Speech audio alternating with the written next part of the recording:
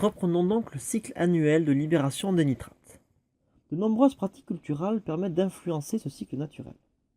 L'apport d'engrais, bien entendu, mais aussi l'amendement de sol avec des matériaux riches en azote, tels que fumier, compost, plantes de gazon ou encore déchets de cuisine. L'amendement du sol à partir de matériaux riches en carbone, tels que bois, paille, feuilles mortes. Le semis d'engrais verts, en particulier ceux semés en fin d'été, début d'automne. Le travail du sol ou encore l'arrosage.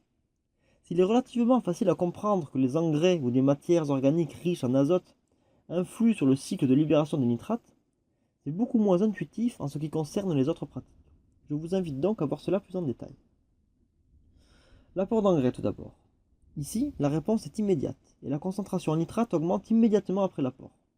Voici comment la courbe est modifiée lors d'un apport en début de saison et lors d'un apport en cours de printemps. Ces réponses très rapides permettent de doper les cultures avec des nitrates immédiatement disponibles.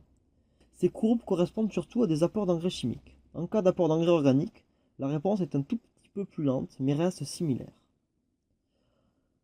Lorsqu'on amène au sol un amendement riche en azote, fumier, compost, tonte ou déchets de cuisine, on a une réponse qui ressemble à celle des engrais, mais nettement plus lente. Voici ce qui se passe en cas d'apport printanier ou en cas d'apport en sortie d'hiver.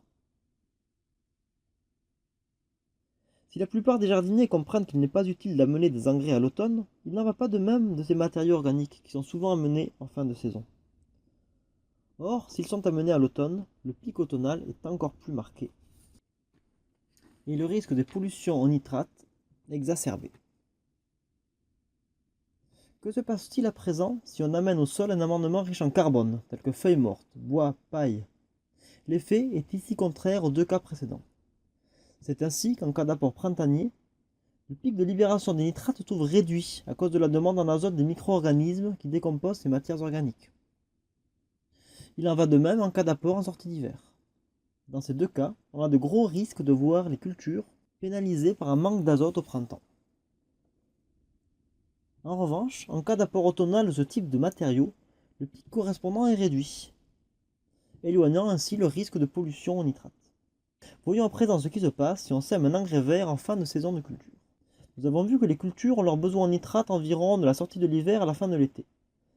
Si on implante un engrais vert en fin d'été sur les planches qui se libèrent à ce moment-là, sa demande en nitrate est identique à celle d'une culture d'automne-hiver. Cela permet donc d'utiliser une partie des nitrates libérés à ce moment, et le pic automnal se retrouve réduit d'autant. De même que le risque de pollution. Le travail du sol, quant à lui, influe du fait qu'il aère le sol et donc stimule l'activité bactérienne. Ce faisant, il tente à augmenter la minéralisation de la matière organique et donc la libération de nitrates dans le sol.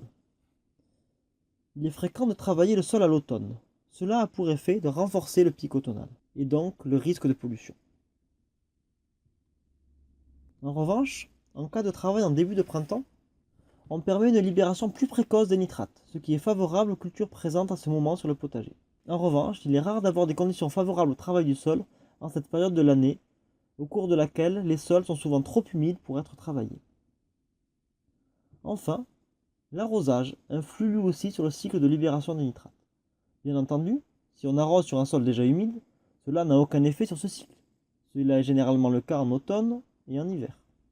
En revanche, au printemps, si le sol commence à être sec lors d'une période de sécheresse, l'irrigation aide à favoriser la minéralisation des matières organiques du sol. Mais cela est encore plus marqué en été dans les climats secs. Une irrigation régulière permet alors une libération continue des nitrates pendant tout l'été, faisant ainsi se rejoindre les pics printaniers et automnales. En été, l'arrosage vaut un apport d'engrais.